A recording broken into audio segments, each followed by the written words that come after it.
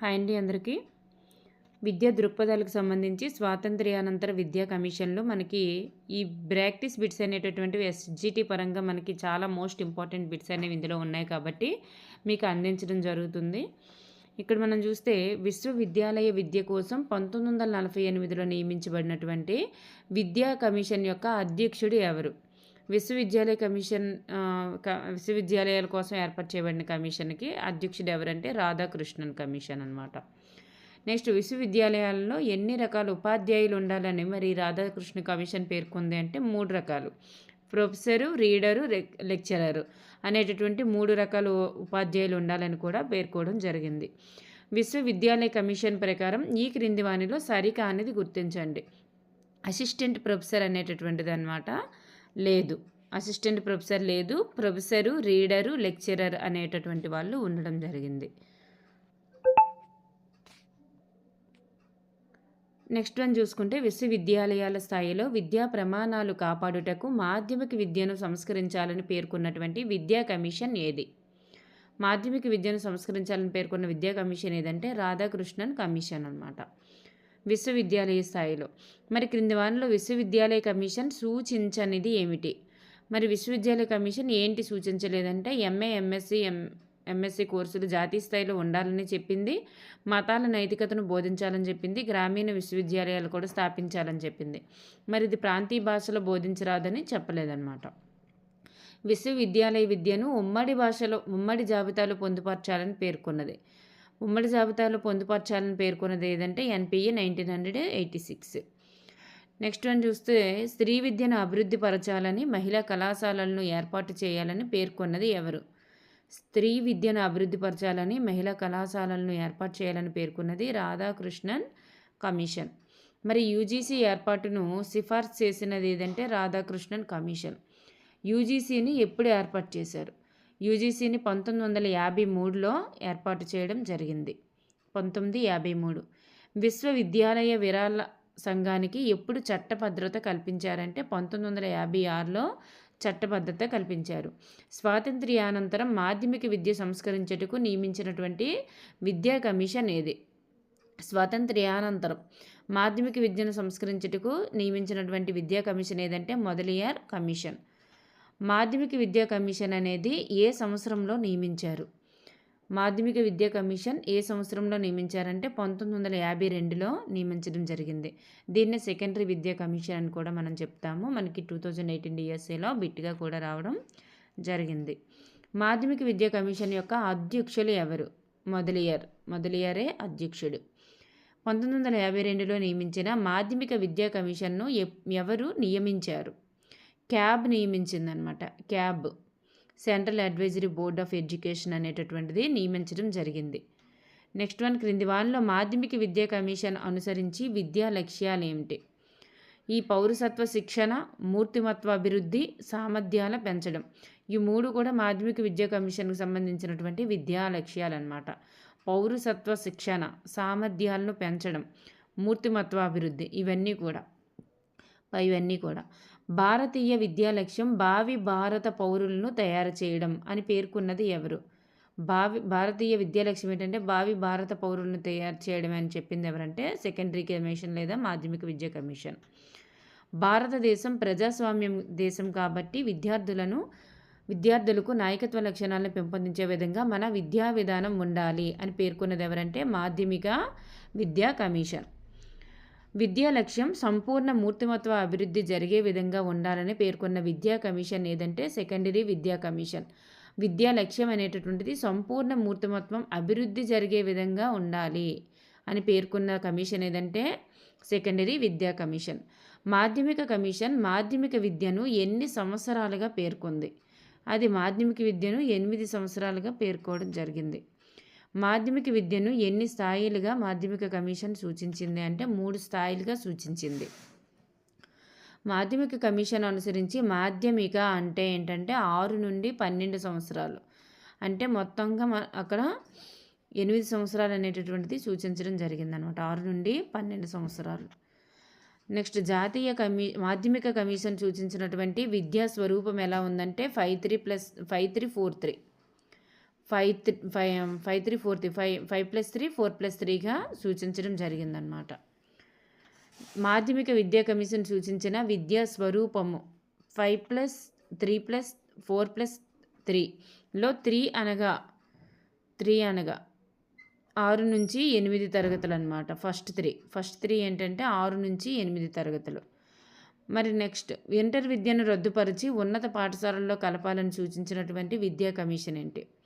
మాధ్యమిక విద్యా కమిషన్. ఇంటర్ని రద్దు చేసేసి ఉన్నత పాఠశాలలో కలిపిమంటుంది అనమాట. నెక్స్ట్ మాధ్యమిక కమిషను ఈ క్రింది పాఠశాలల గురించి పేర్కొనలేదు.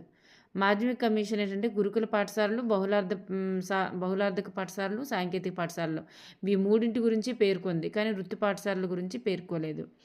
దేశంలో నడుస్తున్నటువంటి స్వయం పోషక పాఠశాలలను కొనసాగించడం అనేది దేన్ని సూచిస్తుంది అని సూచించినది ఏంటంటే సెకండరీ కమిషన్.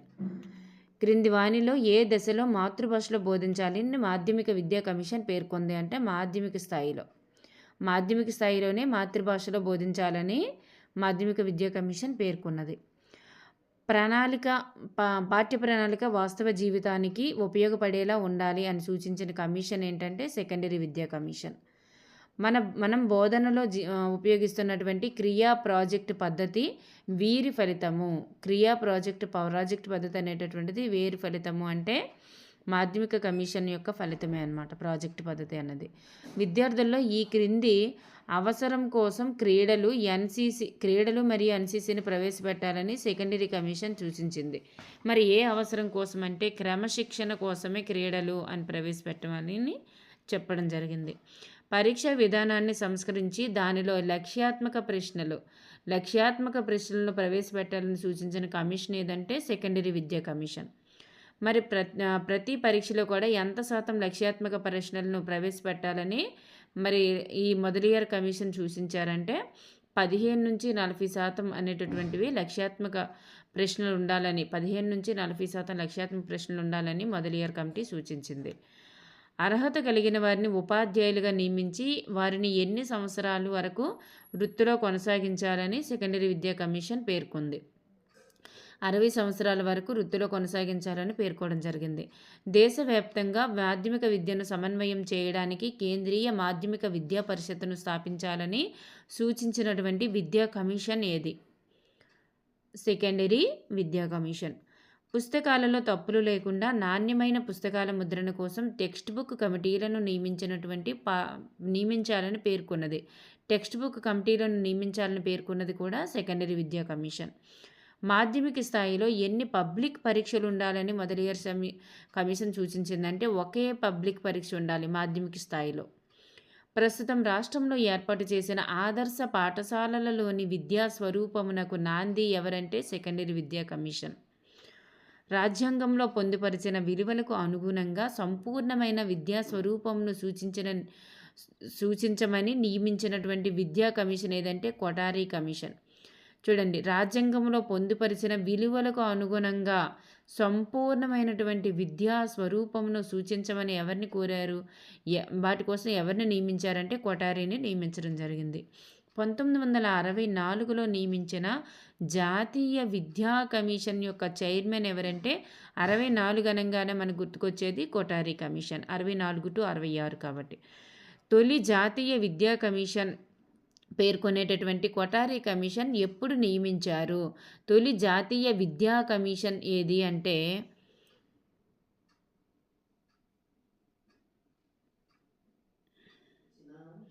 1964 జూలై 14న ఇది నియమించారనమాట. జాతీయ విద్యా కమిషనే 1964 జూలై 14న నియమించారు.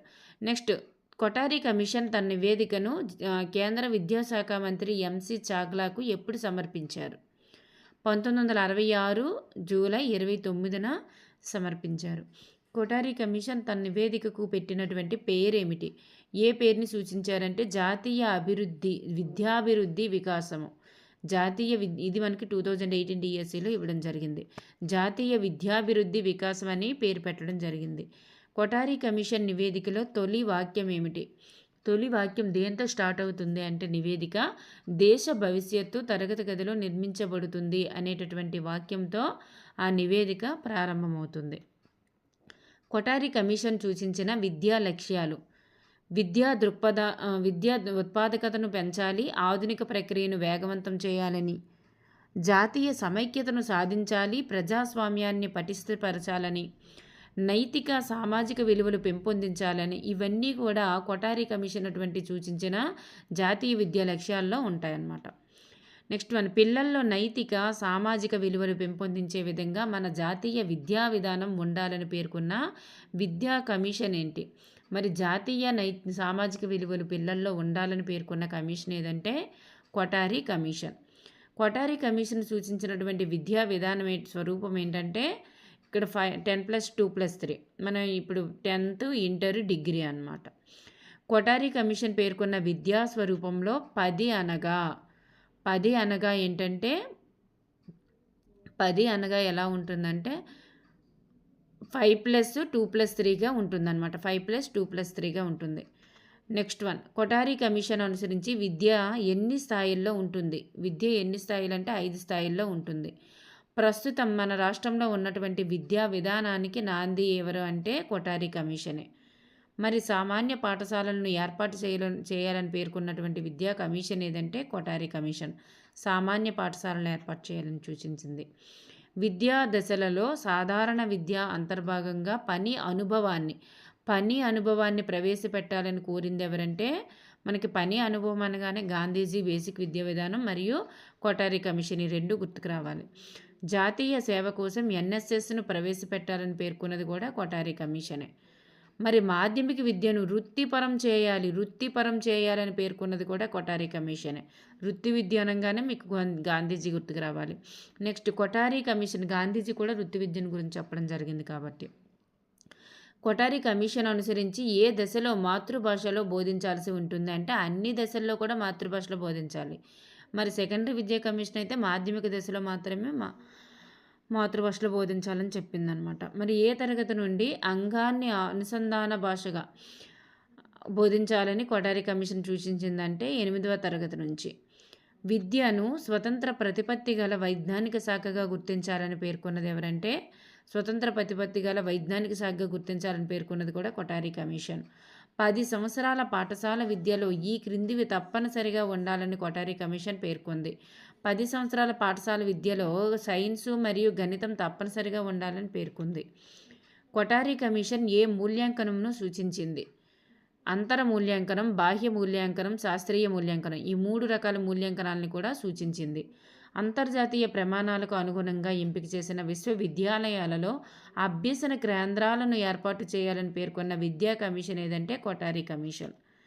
వ్యవసాయ విద్యకు ప్రాధాన్యత ఇవ్వాలని పేర్కొన్నటువంటి విద్యా కమిషన్ ఏదంటే కొఠారి కమిషన్. వ్యవసాయ విద్య, పని అనుభవము, వృత్తి విద్య ఇవన్నీ కొఠారి కమిషనే. వికలాంగులకు మెరుగైన విద్యా సౌకర్యాలు కల్పించాలని సూచించింది కూడా కొఠారి కమిషనే. సామాన్య పాఠశాలలు మరియు వికలాంగులకి. నెక్స్ట్, మానవ శక్తి అవసరాలను దృష్టిలో ఉంచుకొని విద్యను విస్తరించాలని పేర్కొన్న విద్యా కమిషన్ ఏదంటే కొఠారి కమిషన్. విద్యార్థులను సరియైన దారిలో పెట్టడానికి మార్గదర్శక సేవలను విద్యలో అంతర్భాగంగా ప్రవేశపెట్టాలని సూచించిన విద్యా కమిషన్ ఏదంటే కొఠారి కమిషన్. ఉపాధ్యాయుల ఆర్థిక, సాంఘిక, వృత్తిపరమైన అంతస్తులను పెంచడానికి చర్యలు తీసుకోవాలని సూచించిన విద్యా కమిషన్ ఏదంటే కొఠారి కమిషన్. కొఠారి కమిషన్ నివేదిక తక్షణ ఫలితం ఏంటి? దాని యొక్క తక్షణ ఫలితమే ఎన్పిఈ ఏర్పాటు అనమాట. 1968లో ఎన్పిఈ ఏర్పాటు చేయడం జరిగింది. 1968 జాతీయ విద్యా విధానానికి ఆధారమైనది ఏదంటే కొఠారి కమిషనే ఆధారం. దీన్ని ఆధారంగా చేసుకొని అది ఏర్పడింది. క్రింది వారంలో 1968 జాతీయ విద్యా విధానంలో పేర్కొననిది ఏంటి పేర్కోలేదు. మరి ఇక్కడ వృధా స్తబ్దతను తగ్గించాలని పేర్కొన్నారు. మరి ఉపాధ్యాయ అర్హతలను బట్టి వేతనాలు ఇవ్వాలన్నారు. మరి ఇన్ సర్వీస్ ఎడ్యుకేషన్కు ప్రాధాన్యత ఇవ్వాలన్నారు. మరి మాతృభాషలో బోధించరాదని చెప్పలే, అన్ని తరగతులకు కూడా మాతృభాషలో బోధించాలని చెప్పారు. సో ఇక్కడ ఇది సరికాదనమాట. ఇలా బోధించరాదు అని చెప్పలేదు కాబట్టి. 1968 జాతీయ విద్యా విధానంలో లేనిది ఏమిటి? ఈ 1968 జాతీయ విద్యా విధానంలో ఇవన్నీ ఉంటాయి. సెకండరీ విద్యలో త్రిభాష సూత్రం పాటించాలంటుంది. మరి విద్యలో ప్రాంతీయ అసమానతలు కూడా తగ్గించాలని చెప్తుంది. విద్యలో జాతీయ సేవను కూడా ప్రవేశపెట్టాలని చెప్తుంది. విద్యా ప్రమాణాలు తగ్గించాలని చెప్పదు. నెక్స్ట్ వన్, ఈశ్వరీభాయ్ పటేల్ కమిటీని ఎప్పుడు నియమించారు? ఈశ్వరీభాయ్ పటేల్ కమిటీని ఎప్పుడు నియమించారంటే 1977లో నియమించారు. క్రింది వారిలో ఏ కమిషను కాంగ్రెసేతర విద్యా కమిషన్గా పేర్కొంటారు? కాంగ్రెసేతర విద్యా కమిషన్ అంటే ఈశ్వరీభాయ్ పటేల్ కమిటీనే.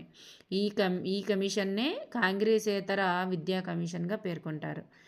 విద్యను నియత మరియు అనియత రూపంలో 2 రూపాల్లో కూడా అందించాలని చెప్తుంది ఈశ్వరీభాయ్ పటేల్ కమిటీ అన్నమాట.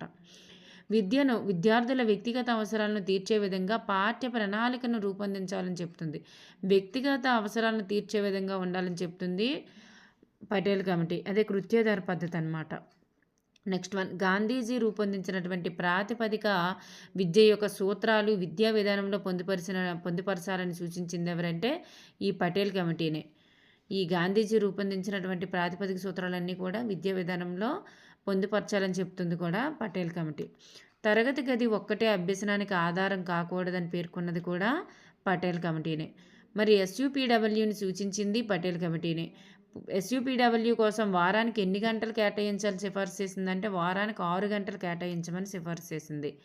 ప్రాథమిక పాఠశాలలకు సంబంధించి పటేల్ సిఫారసులలో పొందుపరచదగినది ఏంటంటే టైం టేబుల్ అనేటటువంటిది దృఢంగా ఉండాలి, కరెక్ట్గా ఉండాలని చెప్తుంది. సాంఘిక అధ్యయనం భారంగా మారింది. దాని నుంచి వాణిజ్య శాస్త్రాన్ని తొలగించి అర్థశాస్త్రాన్ని పొందుపరచాలి అని పేర్కొన్నది ఎవరంటే పటేల్ కమిటీనే. అర్థశాస్త్రాన్ని పొందుపరచాలని పేర్కొంటుంది, వాణిజ్య శాస్త్రం అనేది తీసేసి. ఎన్సీఆర్టీ వారు పాఠ్యపుస్తకాలు రూపొందించేటప్పుడు బోధన పరికరాలకు ప్రాముఖ్యత ఇవ్వాలని పేర్కొన్నది ఎవరంటే పటేల్ కమిటీ. బోధన పరికరాలకు ప్రాముఖ్యత ఇవ్వాలని పేర్కొన్నది ఎవరంటే పటేల్ కమిటీనే. కృత్యాధార పద్ధతి అంటారు దాన్ని. బోధన పరికరాలు అంటే కృత్యాలు చేయడం, టీఎల్ఎంస్ ఉపయోగించడం అదంతా. బడి మానేసిన పిల్లలను బడిలో చేర్చేందుకు బహుళ ప్రవేశ విధానాన్ని అమలుపరచాలని పేర్కొన్నది కూడా బహుళ ప్రవేశ విధానము అమలుపరచాలని పేర్కొన్నది పటేల్ కమిటీ. 1977లో వృత్తి విద్యపై నియమించినటువంటి విద్యా కమిషన్ ఏది అంటే మాల్కమ్ ఆదిశేషయ్య కమిటీ. వృత్తి విద్యపై, ఈ వర్డ్స్ తప్పనిసరిగా గుర్తుపెట్టుకోవాల్సినవే. 1986 జాతీయ విద్యా విధానాన్ని రూపొందించిన ప్రధానమంత్రి ఎవరు? ఈ రెండవది అనమాట. ఇది 86 జాతీయ విద్యా విధానం రెండవది, 68 ఫస్ట్ది. ఈ రెండవది రూపొందించిన ప్రధానమంత్రి ఎవరంటే రాజీవ్ గాంధీ. 1986 జాతీయ విద్యా విధానాన్ని ఏ పేరుతో పార్లమెంటులో ప్రవేశపెట్టారు? విద్యారంగంలో సవాళ్ళు మరియు భవిష్యత్ అనేటటువంటి పేరుతో అది పార్లమెంటులో ప్రవేశపెట్టడం జరిగింది. 1986 జాతీయ విద్యా విధానము నాటి కేంద్ర విద్యాశాఖ మంత్రి ఎవరు? అప్పట్లో కేంద్ర విద్యాశాఖ మంత్రి ఎవరంటే పివి నరసింహారావు గారు ఉండడం జరిగింది. 91 వరకు ఉన్నారు. నెక్స్ట్ వన్, 1986 జాతీయ విద్యా విధానం ముసాయిదాను పివి నరసింహారావు గారు పార్లమెంట్లో ఎప్పుడు ప్రవేశపెట్టారు? 1986 ఏప్రిల్ 20న ప్రవేశపెట్టడం జరిగింది. ప్రస్తుతం భవిష్యత్తులో విద్యను ఒక పెట్టుబడిగా పరిగణించాలని పేర్కొన్నది ఎవరు? విద్యను ఒక పెట్టుబడిగా పరిగణించాలని పేర్కొన్నది ఎన్పిఏ 1986. ప్రస్తుతం దేశంలో అమలవుతున్నటువంటి 10+2+3 విద్యా విధానం అమలుపరిచినది ఎవరు? ఇది సూచించింది కోటారి కమిషన్. దీన్ని అమలుపరిచింది 1986. జాతీయ విద్యా ప్రణాళిక చట్టం ఆధారంగా దేశవ్యాప్తంగా కామన్ సిలబస్ రూపొందించబడుతుందని పేర్కొన్నది ఎవరంటే ఎన్పిఈ 1986. అన్ని దశల్లో కూడా విద్యార్థులు నేర్చుకోవలసిన కనీస అభ్యసన స్థాయిలను రూపొందించాలని దీనిలో పొందుపరిచారు. కనీస అభ్యసన స్థాయిలు అనేటటువంటివి రూపొందించాలని పేర్కొన్నది కూడా 1986. చూడండి, కామన్ సిలబస్ రూపొందించబడుతుంది అని పేర్కొన్నది కూడా కామన్ సిలబస్ అన్న 1986. కనీస అభ్యసన స్థాయిలు మినిమం లెర్న్స్ ఆఫ్ ఎంఎల్ఎల్ అంటారు కదా, మినిమం లెవెల్స్ ఆఫ్ లెర్నింగ్ అంటాము. నెక్స్ట్ వన్ చూస్తే ఒక భాష నుండి మరొక భాషలోనికి పుస్తకాలను తర్జుమా చేయాలని సూచించింది. అనువదించాలని సూచించింది ఎవరంటే 1986. వికలాంగులకు సాధారణ పాఠశాలల్లోనూ సమ్మిళిత విద్య ద్వారా మెరుగైన విద్యా సౌకర్యాలు కల్పించాలని పేర్కొన్నది కూడా 1986నే. 5 నుండి 30 సంవత్సరాల లోపు ఉన్న నిరక్షరాస్యులకు వయోజన విద్యా కార్యక్రమాలు కల్పించాలని పేర్కొన్నది కూడా 1986.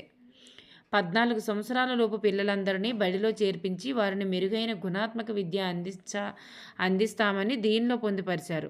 1986లోనే పొందుపరచడం జరిగిందనమాట ఈ 14 సంవత్సరాల లోపు పిల్లలందరికీ. నెక్స్ట్ వన్, ప్రాథమిక పాఠశాలల్లో కనీస సౌకర్యాలు కల్పించడానికి నల్లబల్ల పథకం అమలు చేస్తున్నామని కూడా పేర్కొన్నది 1986. 1990 నాటికి 5 సంవత్సరాల విద్యను, 1995 నాటికి 8 సంవత్సరాల విద్యను పూర్తి చేయబోతున్నామని పేర్కొన్నది కూడా 1986. గ్రామీణ ప్రాంతాలలోని ప్రతిభావంతులైనటువంటి విద్యార్థుల కోసం నవోదయ పాఠశాలలు ఏర్పాటు చేస్తున్నామని దీనిలో పొందుపరిచారంటే 1986. నవోదయ పాఠశాలలు ఈ తరగతి విద్యార్థులకు విద్యను అందిస్తాయి. ఇది ఎవరికి అంటే 6 నుండి 12 సంవత్సరాల వరకు, ఇంటర్మీడియట్ వరకు కూడా అందించడం జరుగుతుంది. 1990 నాటికి 10% మందిని, 1995 నాటికి 25% మందిని వృత్తి విద్య వైపు మళ్లిస్తున్నామని దేనిలో పొందుపరిచారంటే 1986లోనే పొందుపరచడం జరిగింది. విద్యార్థుల్లో విలువలు పెంపొందించడానికి పాఠ్య ప్రణాళికలు, విలువలు విద్యను ప్రవేశపెట్టాలని దేనిలో పొందుపరిచారంటే 1986లోనే పొందుపరిచారు. విలువల విద్యను కూడా దీనిలోనే పొందుపరిచారు. నెక్స్ట్ వన్ చూస్తే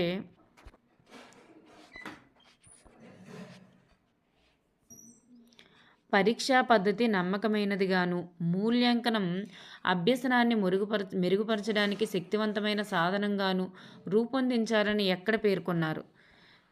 చూడండి, పరీక్షా పద్ధతి నమ్మకమైనదిగా ఉండాలి, మూల్యాంకనం అనేది అభ్యసనాన్ని మెరుగుపరిచే విధంగా శక్తివంతమైన సాధనంగా ఉండాలని పేర్కొన్నది ఈ ఎన్పిఈ 1986లోనే మూల్యాంకనం గురించి ఉంటుంది, పరీక్షా విధానాల గురించి. ప్రతిభా ప్రాతిపదికన ఉపాధ్యాయుల్ని నియమించాలి. ప్రతిభా ప్రాతిపదికన ఉపాధ్యాయులను నియమించాలని పేర్కొన్నది ఎవరంటే ఎన్పిఈ 1986. వృత్తిపూర్వకమైనటువంటి వృత్తి విద్యను వేరుపరిచి చూడలేము. ఉపాధ్యాయులు నిరంతర శిక్షణ ఇవ్వడానికి డైటులు స్థాపించబడతాయి అని పేర్కొన్నది కూడా 1986. ఉపాధ్యాయ శిక్షణల కోసం డైట్లు ఏర్పాటు చేయబడతాయి అని పేర్కొందనమాట. అదే వృత్యంతర శిక్షణ కోసం ఉపాధ్యాయులకి. నెక్స్ట్ వన్ అంటే వాళ్ళకి టీచర్ జాబ్ వచ్చిన తర్వాత విద్యలో సరైనటువంటి యాజమాన్య నిర్మాణం కోసం ఇండియన్ ఎడ్యుకేషన్ సర్వీస్ని కూడా ఏర్పాటు చేయాలని సూచించింది ఎవరంటే ఎన్పిఈ 1986 అనమాట. 1986 జాతీయ విద్యా విధానాన్ని సమీక్షించి ఆచరణాత్మక సిఫార్సు చేయమని నియమించిన విద్యా కమిషన్ ఏదంటే రామ్మూర్తి కమిషన్. ఆచార్య రామ్మూర్తి కమిటీ ఎప్పుడు నియమించారంటే 1990లోని మే 7. రామ్మూర్తి కమిటీ తన నివేదికను కేంద్రానికి ఎప్పుడు సమర్పించింది అంటే 1991లోనే. ఆచార్య రామ్మూర్తి కమిటీ తన నివేదికకు ఏం పేరు పెట్టిందంటే నూతన వెలుగులోకి మానవ సమాజం అని పేరు పెట్టడం జరిగింది. దూర విద్యతో ఆలోచిస్తే నియత, అనియత, వృత్తి, సాంకేతిక అనే తారతమ్యం లేకుండా సాధారణ విద్యా విధానాన్ని అమలు చేయాలని పేర్కొన్నది ఎవరంటే రామ్మూర్తి కమిటీ. చూడండి, నియత, అనియత, వృత్తి, సాంకేతిక విద్య అనే తారతమ్యం లేకుండా సాధారణ విద్యా విధానాన్ని అమలు చేయాలని పేర్కొన్నది ఎవరంటే రామ్మూర్తి కమిటీ. మనిషిని జాతీయ వనరుగా భావించకుండా అతనిలోని మానవత్వాన్ని వెలికితీసే విధంగా విద్యా విధానం ఉండాలి అని సూచించింది కూడా రామ్మూర్తి కమిటీనే. మానవత్వాన్ని వెలికితీసే విధంగా ఉండాలని. విద్యకు రాజ్యాంగ హక్కు కల్పించి పూర్వ ప్రాథమిక విద్యను ఆదేశ సూత్రాల్లో పొందుపరచాలని పేర్కొన్నది రామ్మూర్తి కమిటీనే. చూడండి, విద్యను రాజ్యాంగ హక్కుగా కల్పించి పూర్వ ప్రాథమిక విద్యను ఆదేశ సూత్రాల్లో పొందుపరచాలని పేర్కొన్నది కూడా రామ్మూర్తి కమిటీనే. ఉద్యోగానికి డిగ్రీకి ఉన్న లంకెను తొలగించాలి. ఉద్యోగానికి డిగ్రీకి లంకెలేంటి అని తొలగించాలని సూచించింది కూడా రామ్మూర్తి కమిటీనే. ఉన్నత విద్యా సంస్థల్లో కులం, మతం, ప్రాంతీయ అభిమానాలు పెరిగిపోయాయి, అవి లేకుండా చూడండి అని సలహా ఇచ్చింది కూడా రామ్మూర్తి కమిటీనే. నెక్స్ట్, విద్య యొక్క అవసరాన్ని తెలియజేసి ఆ తర్వాతనే వయోజన విద్యను అందించండి. విద్య యొక్క అవసరాన్ని ముందు తెలియజేయండి, తరువాత వయోజన విద్యను అందించండి అని పేర్కొన్నది ఎవరంటే రామ్మూర్తి కమిటీ అనమాట.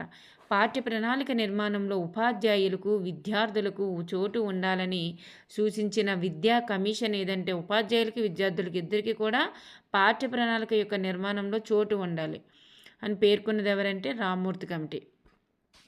పాఠశాలలు లేని ప్రాంతాలలో శిక్షాకార్మి అనగానే మీకు రామ్మూర్తి కమిటీ తప్పనిసరిగా గుర్తుకు రావాల్సింది. మోస్ట్ ఇంపార్టెంట్ అనమాట శిక్షా కార్మి అని. శిక్షా కార్మిని నియమించి ప్రాథమిక విద్యను అందించాలని పేర్కొన్న కమిటీ ఏదంటే రామ్మూర్తి కమిటీ. రామ్మూర్తి కమిటీ సిఫారసును పరిశీలించి 1986 జాతీయ విద్యా విధానానికి ఆచరణాత్మక సూచనల కోసం నియమించినటువంటి విద్యా కమిషన్ ఏదంటే జనార్దన్ రెడ్డి కమిషన్. జనార్దన్ రెడ్డి విద్యా కమిటీ తన నివేదికను ఎప్పుడు సమర్పించింది? 1992లో.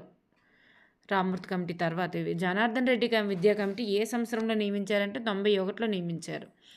21వ శతాబ్దంలో అడుగు పెట్టకముందే ప్రతి వ్యక్తి కూడా అక్షరాస్యులు కావాలని పేర్కొన్నది జనార్దన్ రెడ్డి అనమాట.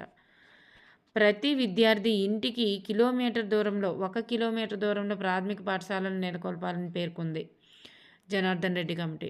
క్రింది వానిలో జనార్దన్ రెడ్డి విద్యా కమిటీ యొక్క పేర్కొనని సిఫార్సు ఏమిటి? మరి 1 నుండి 5 తరగతుల బడి మానేసిన పిల్లల సంఖ్యను 40 నుండి 20% మందికి తగ్గించేలా కృషి చేయమంది. మరి 1 నుండి 8 తరగతుల బడి మానేసిన పిల్లల సంఖ్యను 60 నుండి 40 కూడా తగ్గించాలంది.